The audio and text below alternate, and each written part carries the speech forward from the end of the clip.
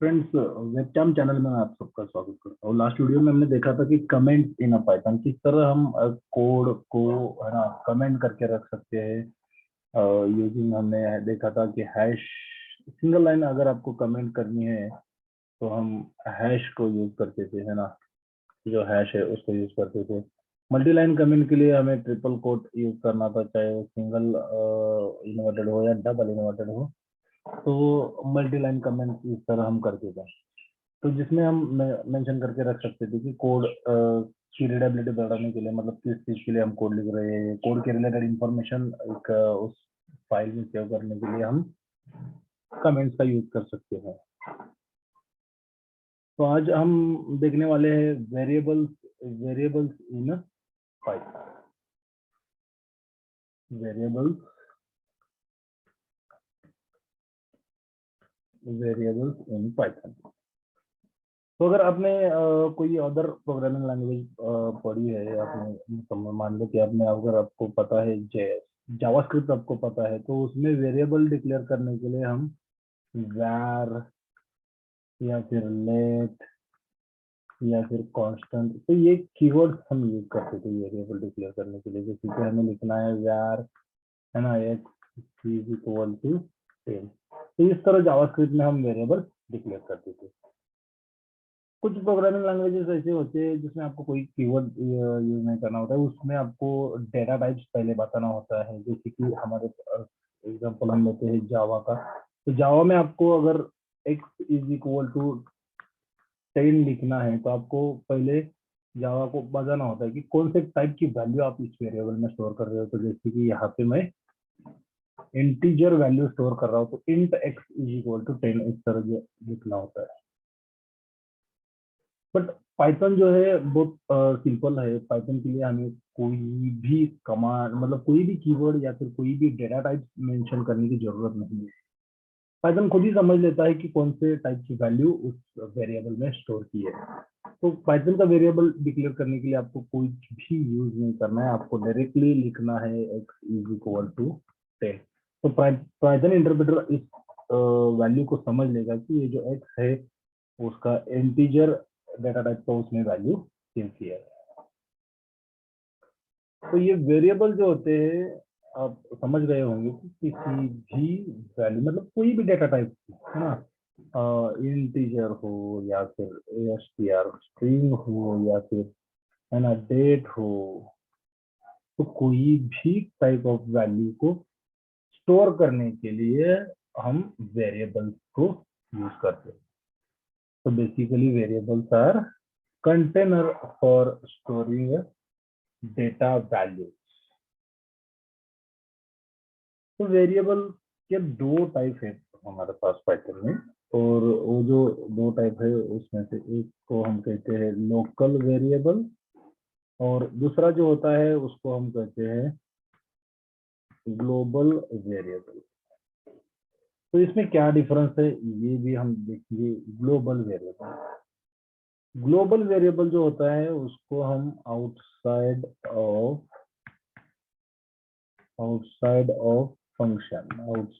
Function जिस भी variable को हम डिक्लेयर करेंगे फंक्शन के बाहर, है ना, तो उसको हम ग्लोबल वेरिएबल कहते हैं। लोकल वेरिएबल जो होता है उसको हम इनसाइड ऑफ फंक्शन, तो फंक्शन के अंदर ही लोकल वेरिएबल को डिक्लेयर किया जाता है और उसको उस फंक्शन के अंदर ही यूज किया जाता है। तो ये दोनों का डिफरेंस हम मतलब एक हम कोड लिखते लिखते समझ लेते हैं तो बहुत आसान हो जाएगा हमारे लिए वो समझना। और एक चीज आपको याद रखनी है, वेरिएबल का नेम, मतलब कोई भी वेरिएबल आप अगर डिक्लेयर कर रहे हो तो उसके नेम के बीच में आपको, है ना, स्पेस नहीं होना चाहिए। तो मैं आपको यहाँ पे बता दूं कि नॉट, है ना,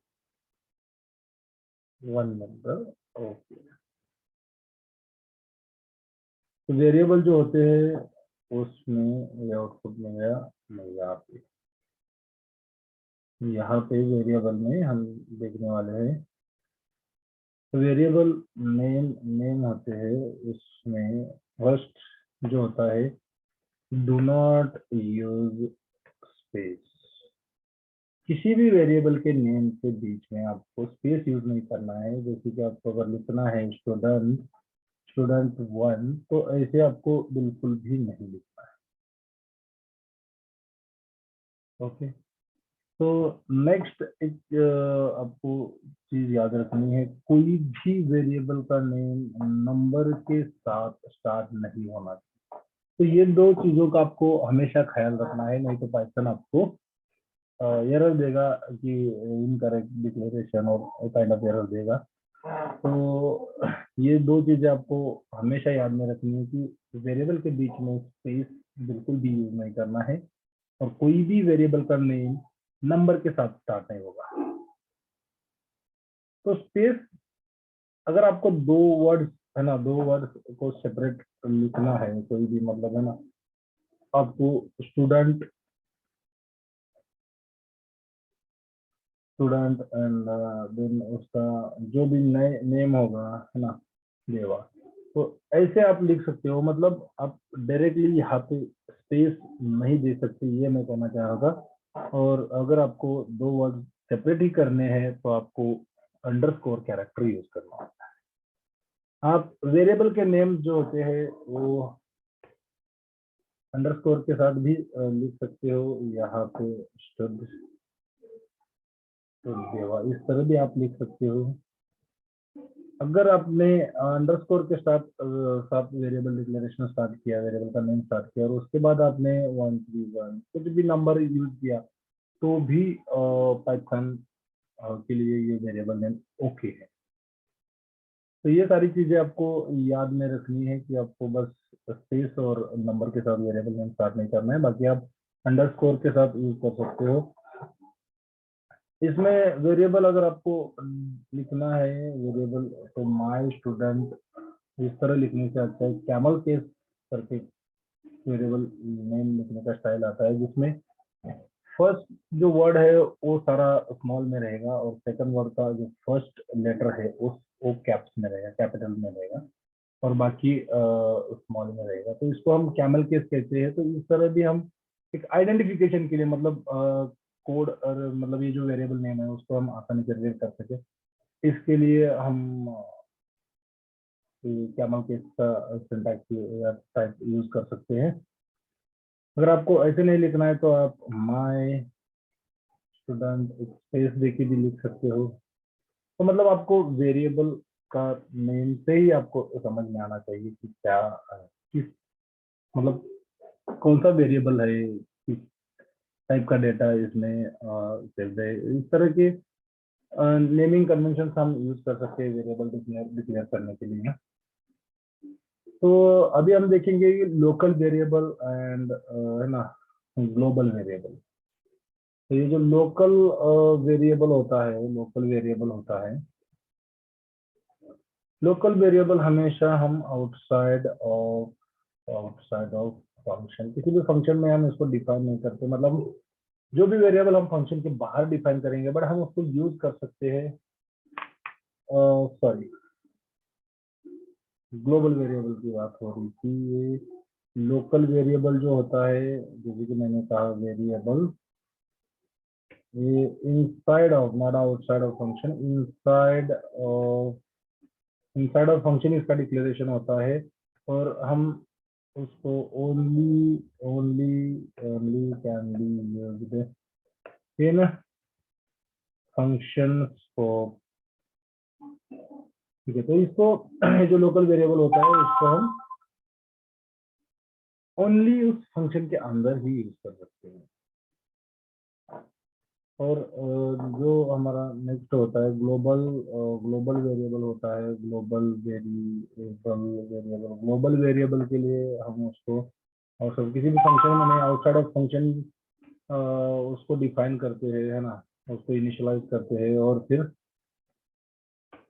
उसको can be used in function also. तो ये ग्लोबल वेरिएबल जो होता है वो हम आउटसाइड ऑफ फंक्शन डिक्लेयर करते हैं, बट हम उसको फंक्शन के अंदर ही यूज कर सकते हैं, फंक्शन के बाहर तो हम यूज कर सकते ही है, कोई बात नहीं। तो नेक्स्ट जो चीज है हम देखने वाले हैं,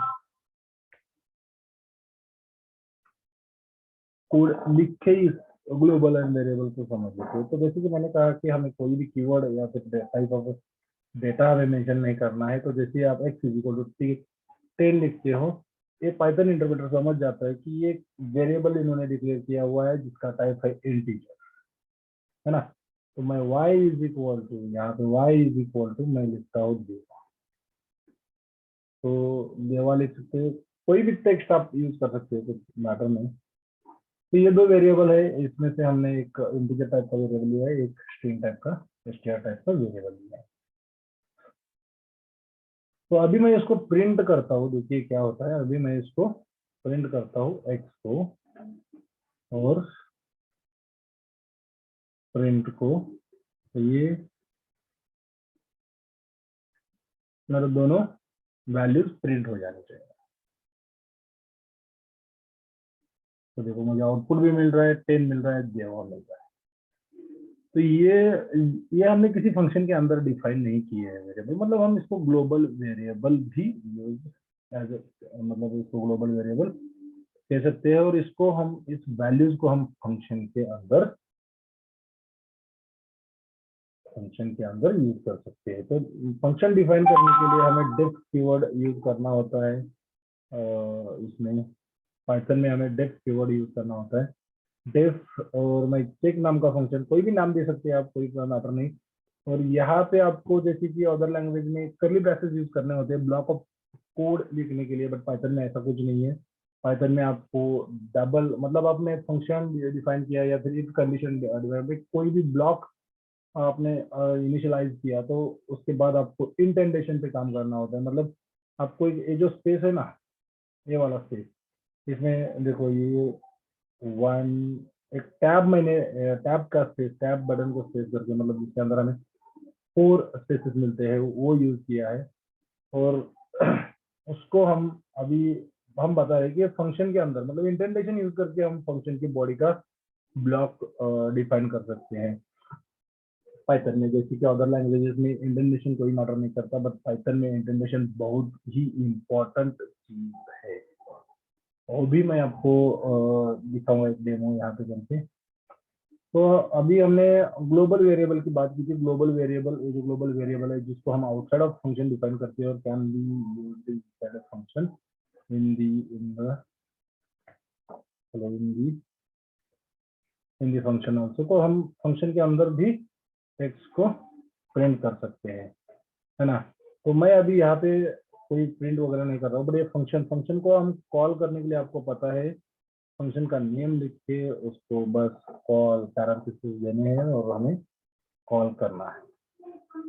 तो जैसे मैं अभी कोड को फिर से रन करता हूँ, मुझे x का वैल्यू 2 बार मिलेगा, क्योंकि एक तो हम फर्स्ट वाला जो x प्रिंट हो रहा है, ये देखो, ये चेक का जो आउटपुट मिल रहा है, यहाँ पे हमें 10 फर्स्ट वैल्यू x की मिल रही है 10। फिर से हम ये जो local, sorry, outside of function जो हमने प्रिंट किया है उसका वैल्यू है ये 10, और ये जो y है ये तो ऐसी चीज है, उसको हमने फंक्शन के अंदर यूज नहीं किया। तो अभी मैं क्या करना चाहता हूँ, मैं एक लोकल वेरिएबल भी डिफाइन करना चाहता हूँ, local variable x is equal to 20। तो मैंने क्या किया, जैसे कि हमने देखा है यहाँ पे लोकल वेरिएबल जो है, लोकल वेरिएबल जो है उसको इनसाइड ऑफ फंक्शन डिक्लेयर किया जाता है, और only can be used in a function. तो मतलब ये जो x है, ये x सिर्फ यहाँ पे प्रिंट होगा, फंक्शन के अंदर ही प्रिंट होगा, फंक्शन के बाहर हम उसको प्रिंट नहीं कर सकते, है ना। तो चलिए फिर से कोड रन करके देखते हैं। तो देखो हमें आउटपुट क्या मिल रहा है। तो फर्स्ट जो हमारा x प्रिंट हो रहा है वो फंक्शन के अंदर का x प्रिंट हो रहा है ना, उसका वैल्यू हमें 20 मिल रहा है।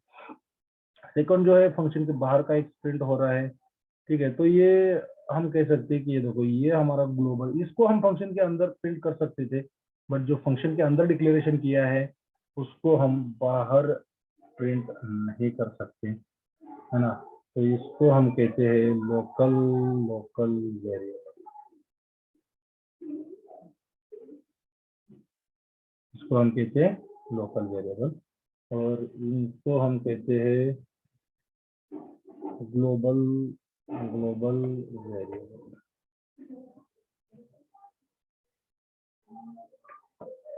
तो उम्मीद है मुझे कि आपको लोकल वेरिएबल में और ग्लोबल वेरिएबल में आपको डिफरेंस समझ में आया होगा कि क्या है।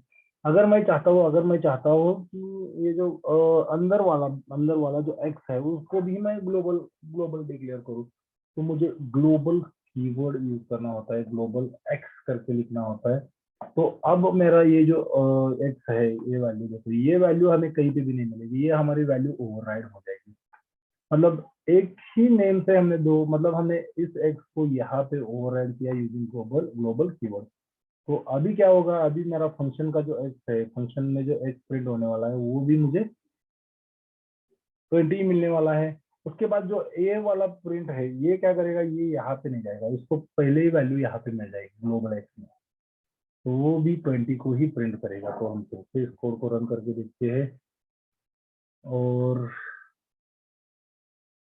ये हमें, ठीक है चलो एरर दे रहा है, वेंट की वजह से कुछ एरर आया होगा। कंट्रोल सी कंट्रोल बी, तो देखो ये हमारा कोड रन हो रहा है और हमें फर्स्ट जो चेक फंक्शन का आउटपुट मिल रहा है वो भी 20 है और जो प्रिंट है उसको भी। मतलब हमने क्या किया, हमने उसको एक्स को जो है हमने ओवरराइड किया है ना। बट ये जरूरी नहीं है कि हम अभी यहाँ पे इंटीजर है तो यहाँ पे इंटीजर ही डिक्लेयर करें। मैं कोई भी टाइप का डेटा यहाँ पे है ना